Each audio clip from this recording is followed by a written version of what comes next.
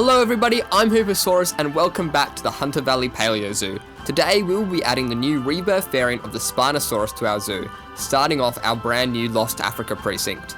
Apologies for the delay in episodes, uni had to take priority for the end of semester, but I'm back for the semester break and getting to build for you again has been so much fun.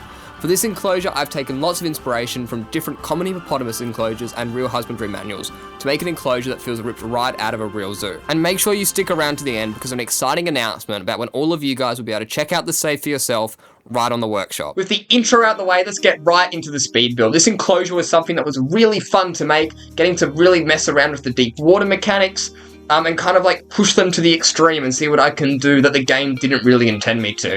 And I think this habitat and the kind of like waterside viewing really amplified that.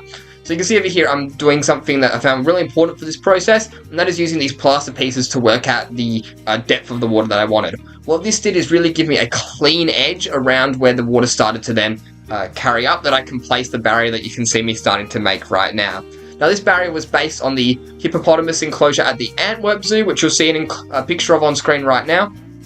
And I kind of like play around with the different materials. I try with plaster, but I end up liking it and end up going for the Colcon pieces instead, which you can now see me kind of like flipping over to. And also you'll see that we've got a bit of hot wire we're going for. I end up changing the piece that I used for that as well. But what I don't change is using these lovely skylight pieces to create a nice glass barrier up the top over there. Now when it came to the realism of this enclosure, obviously that's something I kind of really wanted to put a foot first to create something realistic but also really unique to what other creators are going to be making in the scene. And I kind of thought that this low-lying water viewing was actually kind of like the perfect mix of that, you know, like kind of looking into Spinosaurus biology, but not to be able to leap out of the water like a crocodile would, or how they are seen doing it in Rebirth. And it's just really not that realistic from the literature that I was able to find. And so I kind of thought, you know what? Screw it, let's do it. Let's have the Spinos kind of swing up right past the glass in front of you. And I think it looks really cool in the end, as you would have seen from the opening cinematics. So once I've gone ahead and placed these three separate viewing areas, that kind of like where I plan to put them, just to kind of create like some bit of like intricacy in where you can kind of come down and see the Spinos, we end up going on and moving on to making this variant of the fence over here, which uses some wood pillars in these kind of like brownish, grey, green colours to kind of create the safari look, and really kind of going for that theming of a Zoo Africa section is really what I wanted to hit the mark, and I think I did that really quite well in this enclosure. You can also see over here that I've kind of added that soil mulch to kind of create the fake terrain. Obviously, in using the JW3 water tools, it's impossible to create a steep edge, which is what I was really kind of looking for in this enclosure. So we just kind of have to fake it till we make it kind of situation, and use soil pieces and kind of just build over it and kind of create like a ridge looking kind of thing, as you'll see later. I think it turned out really nice, but it would have obviously been nice just to have that clean edge. But you know, we improvise, we adapt, we overcome, and that's kind of the fun of this whole process of building in this park for me, is really kind of seeing how to get around these kind of challenges. And more on that, I'd probably say that's like really what makes a good build, at least in my opinion. Not so much what the finished product is, because obviously that's like nice to have something, but I think, you know, obviously, I do see, you know, you guys' comments on this channel and on other channels of people like, I wish I could be as good as this, and you know, like it's a creator like someone like myself that's had like over 1,000 hours in Planet Zoo getting used to modular building, and like JWE hasn't had that experience. It hasn't, until this game, hasn't given you any tools to really do anything intricate by yourself.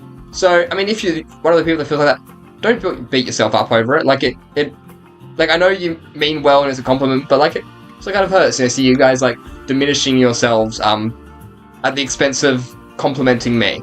But more on that, like I was saying, I think if you're, regardless of what the finished build is, if you find a problem in your build and you find some piece to get around that issue, I think that's really where it starts. And I think once you just start doing that more and more, you'll start working out what kind of things work. And I'm also thinking of potentially doing a video, maybe like a walkthrough kind of video where like it's not a speed build, just like kind of like little sections of real-time building, and kind of like building a smaller habitat where I go through my internal thought process of like building, and focusing on like things like sight lines, you know, like what kind of makes things work, and like those little kind of tips that like really culminate. So if you guys would be interested in that, let me know, but just keep building. That's the main thing. and you'll end up here. You should see some of my first builds in Planet Zoo. They were absolutely terrible, but, you know, I love them because I was like, I want to build, you know, this is kind of like what really got me onto that kind of like problem-solving approach. And once you just start problem-solving, you'll reach it. Like, trust me, 100% you'll get there. But when I first got Planet Zoo, I was on a absolutely terrible laptop that was so bad it couldn't render any fences in Planet Zoo. So I had no choice but just from day dot to start doing modular and custom things, and they weren't great by any means. It'd be like 2 wall pieces stuck together in a group, and I'd just duplicate it. But that was like, that's what this is, just on a much simpler level, right? And so that's where it kind of just takes. And then once you get more confident doing something with 2 pieces, and you go, okay, I'm putting in 4 pieces, and then that, and it just builds from there. You know, yes, this build has like a 20,000 piece count, but that's just because I'm duplicating things with individual things with different piece counts. And that's kind of where it, like, you know, it all comes from. And it just takes time. You know, you'll see here I'm using those panel pieces that I made over there back in the tropical house. And, like, I mean, it looks good, but, like, it's just kind of like, it's just being willing to take the time. Really, you gotta have patience if you want to build crazy things, and, like, go for it, but also, like, don't feel like you have to. You know what I mean? Like, just do whatever makes it fun, and that's a good build. A good build is a build that was fun to do, and you solve something. You know, you set out, you achieve what you wanted to do. You know, if it went perfectly, that's incredible, but even if something goes perfectly, that just means you solved the problem correctly on the first try. So yeah, that would be my little bit of 2 bits. Again, let me know if you want to see me build something like not in a time lapse, like a kind of like not a tutorial so much, but just the tips and tricks kind of video going through my inner thought process, more so that I can do in a speed build when everything's happening at 1100% speed, because I build so much.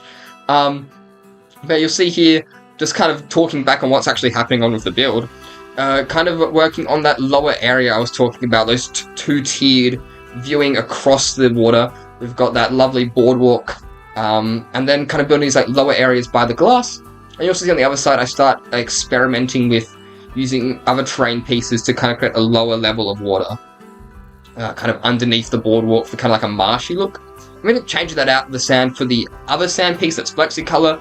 Incredible piece. So to get something that kind of matches the color of terrain a bit better, and I'll kind of talk a bit more about that when it comes up to it. You can see over here, yeah, just using the plaster pieces for that other flooring, and then here I'm kind of like, I really want the lily pads on the other side, but I just couldn't get a height that worked, so we just kind of had to sack the lily pads in the end there, which kind of sucks. Frontier, please give placeable lily pads. I don't know why there are so many pieces that have been beautifully modeled, like all the paleo flora, a lot of the aquatic vegetation, that's all modeled in-game into like visual pieces, but you just can't place it, and it's like, please, I will pay. Put it in a DLC, I don't care, I'll pay for lily pads. But yeah, maybe that will come later, hopefully. In the Rebirth DLC, we got individual grass, like placeable low grass pieces, which are incredible. I'll mention those at the very end. I didn't have the Rebirth DLC at this point, which is why I think you'll see Suchomimus in the Enclosure at some point, because they're kind of right about the same size. But yeah, just for now, I've also got like the Spinosaurus statue with a different sail I made, just to kind of get an idea for scale, and make sure I'm not building it too big or too small. And I think it turned out really well. But over here, I was like, oh, that walkway feels a bit small, so we're gonna increase that by 2, because I don't want to create too much traffic congestion across here. So again, we're placing in some palms, a lot of common reeds, kind of creating this like Africa rivery vibe in the foliage, which I think I hit the mark on really well. And of course, adding in some of our Australian tree ferns over there, just to kind of, and eucalyptus trees, just to bring back in the foliage from the rest of the park and just kind of keep that consistency throughout it in little sprinklings. And because that's really important, I find. So here, using these pieces here from the wetlands pack, just 2 pieces, the same piece stacked on top of each other. Didn't want to go anything too crazy on that one. I think those pieces work really well, so save on resources there. And then just kind of like working on connecting up this boardwalk all across, kind of giving it a flowy, organic shape. That's another thing. Kind of don't just stick away from the squares, not stairs. Stairs are great. Stick away from the squares. And you see here, I'm talking about here with what I was talking about earlier with the custom terrain pieces. They're using those flexi-color sand pieces here. I'm just kind of playing around with what color I want. I kind of look for like a grayish kind of color first, but I end up just deciding on kind of matching it up with the soil. I think I did that pretty well. So then we just kind of take big groups of that and just flood it across there in big droves just to get that job kind of done quickly. Well, it still took a while just because of the sheer size of the area that I'm working with. See over here now, I'm just kind of going on again, making sure the level of the plaster is the same, because I was really happy with where I had it the first time, and just for consistency. So yeah, I line that up there, bring back the staircases, just start working on one of these areas using our, these like Tolkien, I don't know if I'm pronouncing that right, I feel like I always pronounce that word wrong. But anyway, feel free to correct me in the comments, I won't be offended. And just kind of like adding that wall across the edge of the boardwalk there, down there. And then bringing out the soil, and then using this fence again, back from, I believe we first created this for the Nodosaurus habitat way back in episode 3. We're up to episode 10 now, which is crazy, can't believe it. But yeah, and we just kind of start bringing this around, and on episode numbers, obviously I do recognize that my upload schedule has not been great. Obviously, I think I mentioned it in the intro, uni was the reason this time. I can't promise what the upload schedule is like going to be going forward. I want it to be, I would love it to be consistent. The thing is I'm not trying to be a YouTuber with this. Obviously, I want to make sure the videos I'm producing are really high quality, which, you know, is an ever-evolving struggle with audio, especially with this one, my lord. Making up a DIY recording studio in my room with blankets on frames and stuff. It's been crazy, but it's fun, and it's just kind of like this game is my hobby, and when I have something in this to share with you, I like doing that just because I feel like my experience in modular building has given something to share, and you guys love it, and that, that's something that I really enjoy. But yeah, it's just kind of one of those things where if I'm not feeling the motivation, I'm not going to try and force myself to build or anything like that. And you guys have been incredible, like occasionally, ask which I have every right to do. But you're not like rude or anything like that. So I really appreciate the patience there. And like I said, I'll try to record. I'm going to hopefully be able to, over the semester break, just build hopefully the rest of the park. If I can find the motivation for that. And then just have a backlog to kind of get through. That's the plan. We'll see how it goes. I'll also try to be better on the communication. I've been really bad there. And I'll kind of let you know how I'm going. And if I'm not, just like put a comment saying, hey, what's going on?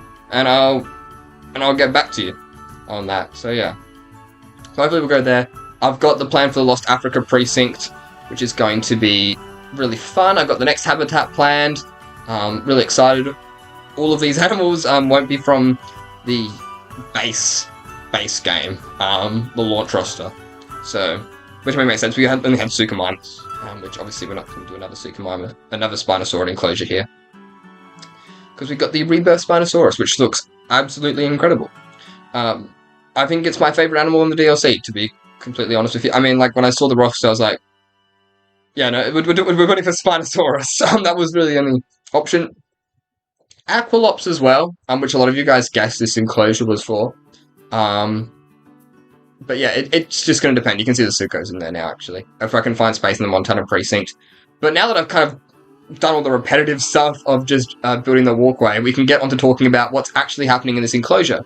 And right now I'm using the desert rocks to kind of create a Forks mud wall. And this part of the enclosure is really based on Werribee Zoo. So you'll see a picture of that right now, which is also the zoo we based our Compy Bistro on.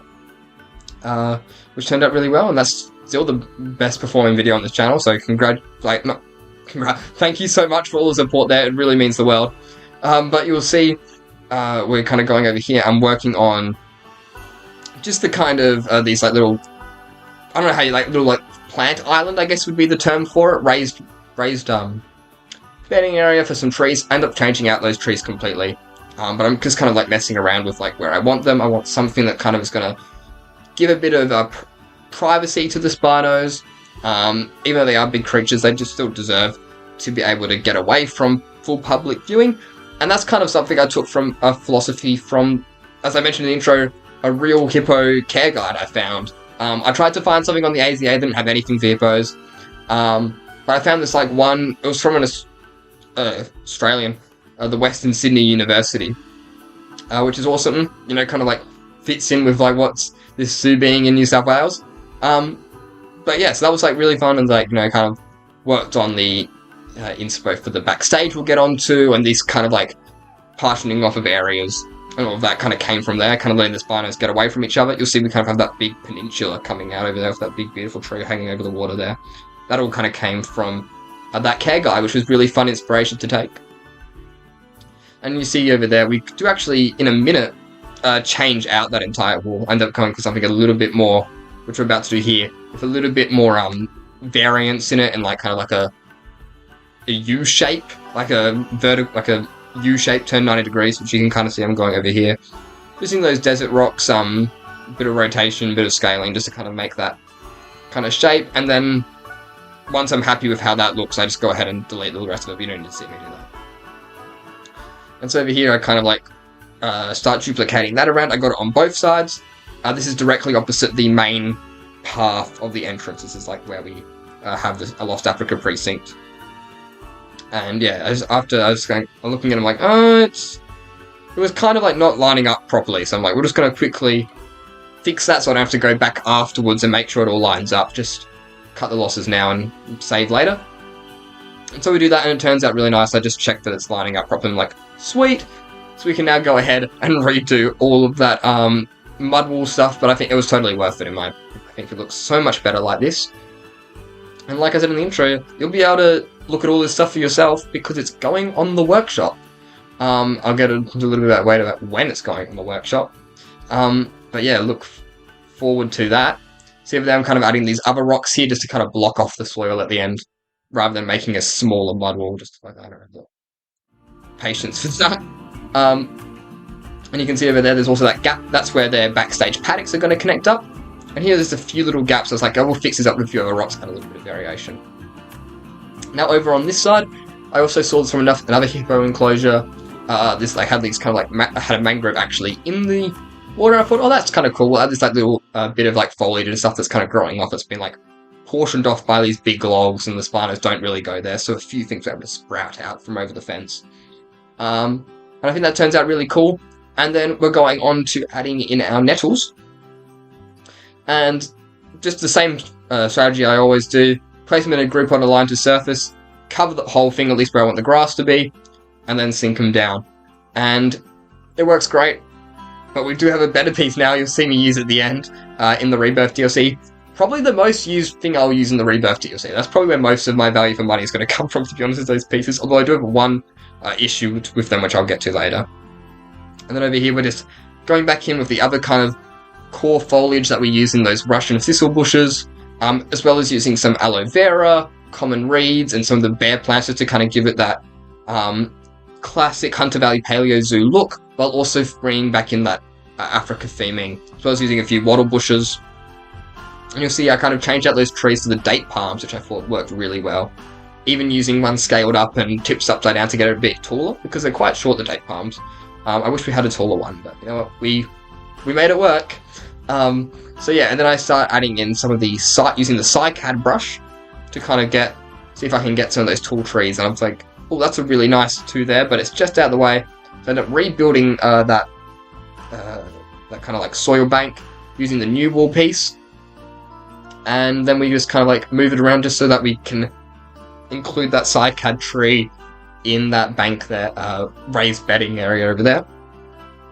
And I think that turned out really nice. Adds a bit of variety to the foliage. We also have that beautiful cycad piece there.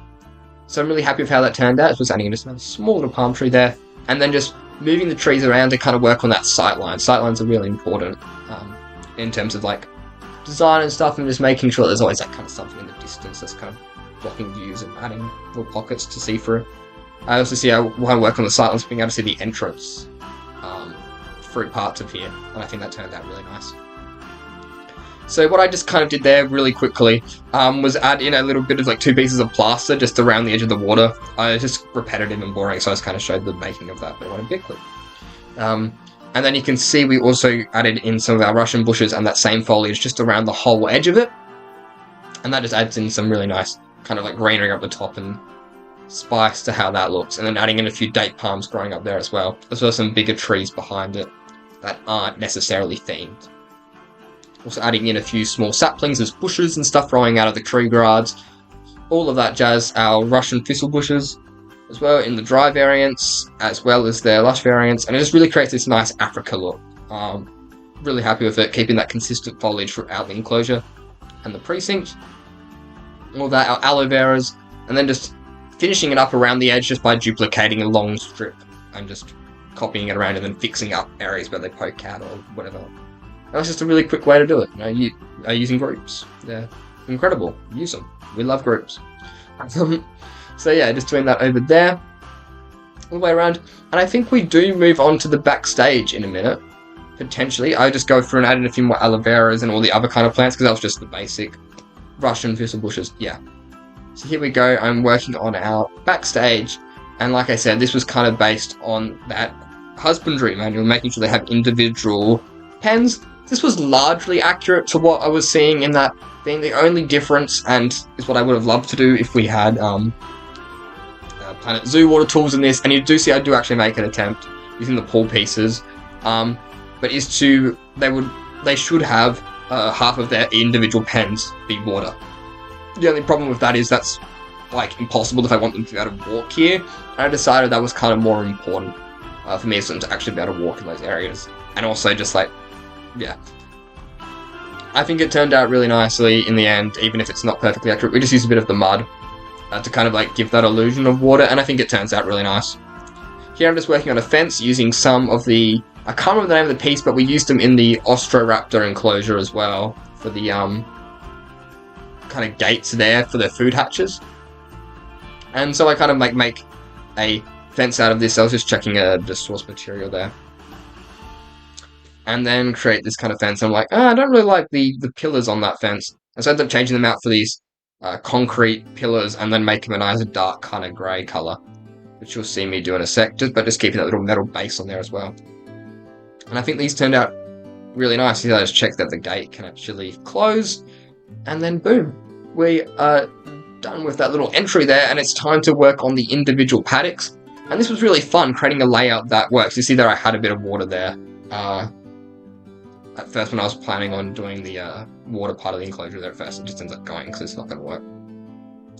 But we need to make 3 paddocks over here for our Spinosaurus, and so it's kind of like really fun challenge to work on a design that doesn't impede onto the guest area we have over there, nor onto like too far out onto where the road would be, and not make the park go way out that way, but also have a system where this free Spinosaurus can get into those individual pens without necessarily having to cross over, but also being able to cross over and create one big habitat. So that was really fun.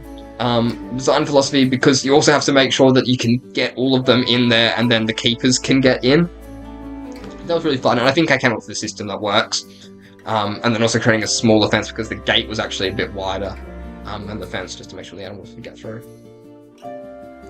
And so we ended up creating this, the second paddock over here, and I just kind of like, it's a little bit smaller just to kind of accommodate to that, but it's still fine. That's the only one that you can't like airdrop an animal into, which is a bit of a shame, but the other 2 you can.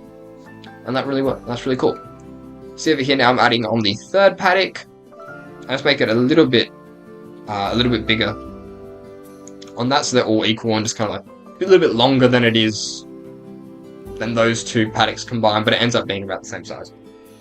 And so here I'm having one last crack trying to use the pull pieces, but I'm like, yeah, no, this isn't going to work. This is just not going to work. It's not going to look right. So yeah, we just use the bit of the mixture of the sand pieces, and then where it's got that grass or stone texture that I don't like, I just use in some of the mud terrain there. And now here I am working on the little like a bit of undercover areas for these guys at night. Obviously these would have absolutely no worry about any natural predators in Australia hunting these guys. No worries at all. The biggest thing that we have here is dingoes that are native, and they're not found anywhere. Well, I don't know, maybe occasionally, but they're not common at all in the Hunter Valley of anywhere. And then feral cats and foxes. And while feral cats can get big, they're not taking down a Spinosaurus.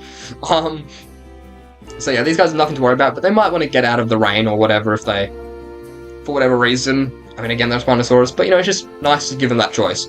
So we create these little minty, grey-green huts for them, which I think turned out really nice. Just adds a bit of pop of colour that you can see through the sight lines behind that, and I think that turned out really nice. And then just kind of giving them a bit of a concrete flooring over there so it's easy to clean. And I just check that the height works as well, which is good. And the general floor plan.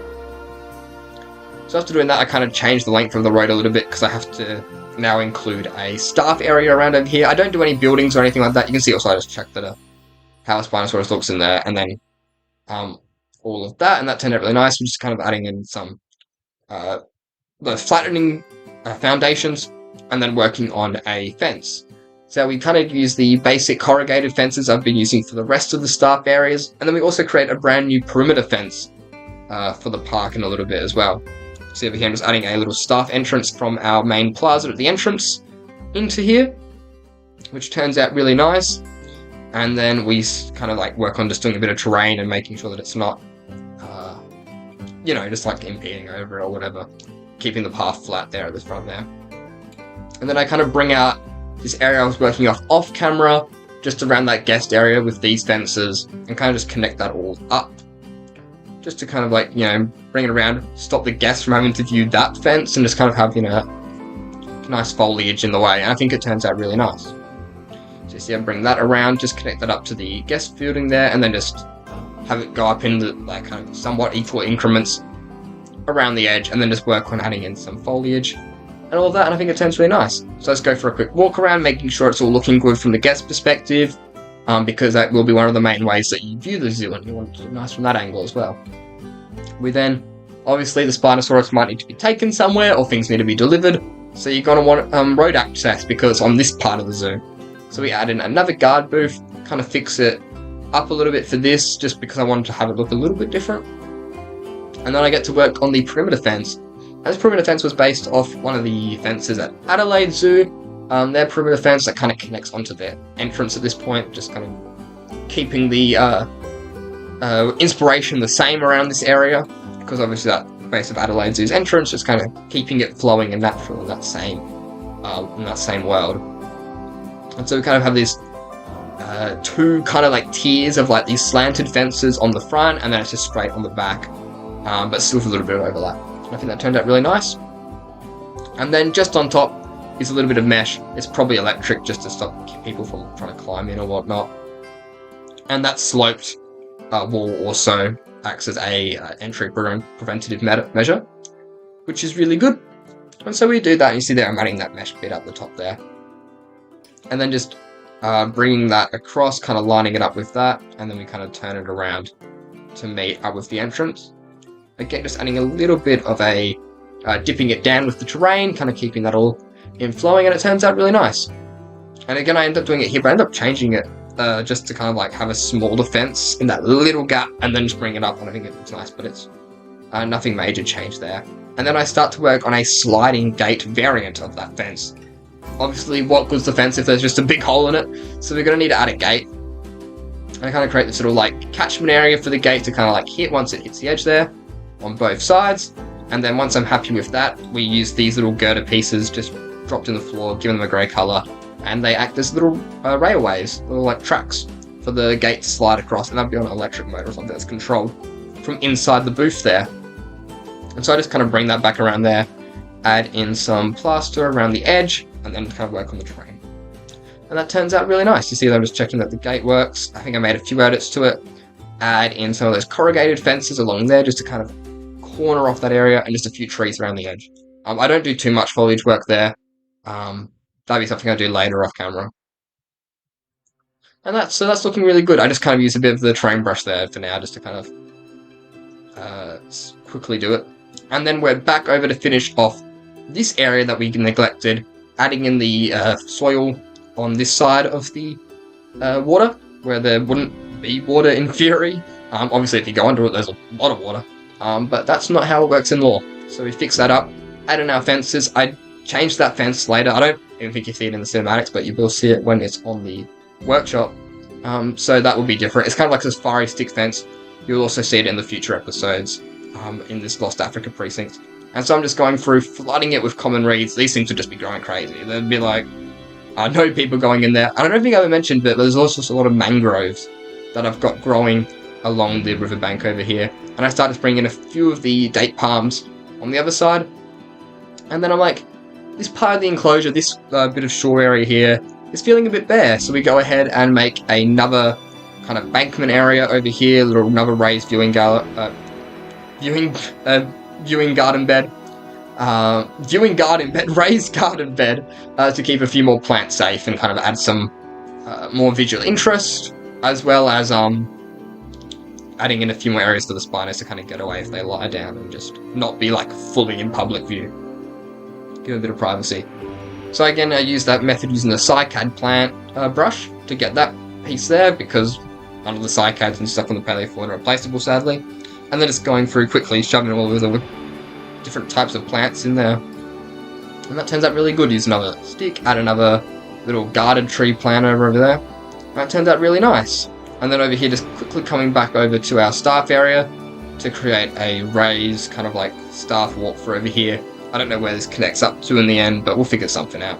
Maybe this will end up being the entrance to the guard booth. And now at this point, I have the Rebirth DLC, and I'm going through the pieces, and I'm like, oh my lord, they added placeable grass. Hallelujah. So we go ahead and add in there, it's called the short or tall meadow grass, and it looks beautiful. But for some reason, it's by default collision, which is bonkers to me from like not only like a sandbox perspective, because why would the dinosaurs not be able to walk through this? But I mean, like, thankfully you can turn it off. But yeah, and then also just like, because it costs free, like for franchise you can keep the T-Rex in using grass. It's crazy from a career,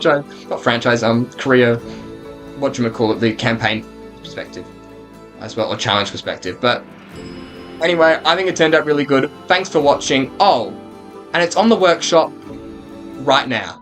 So you can after this video, check it out, download it on the workshop, link will be in the description with a version using the Rebirth pack pieces and without. Thank you so much for watching, enjoy the cinematics, bye bye.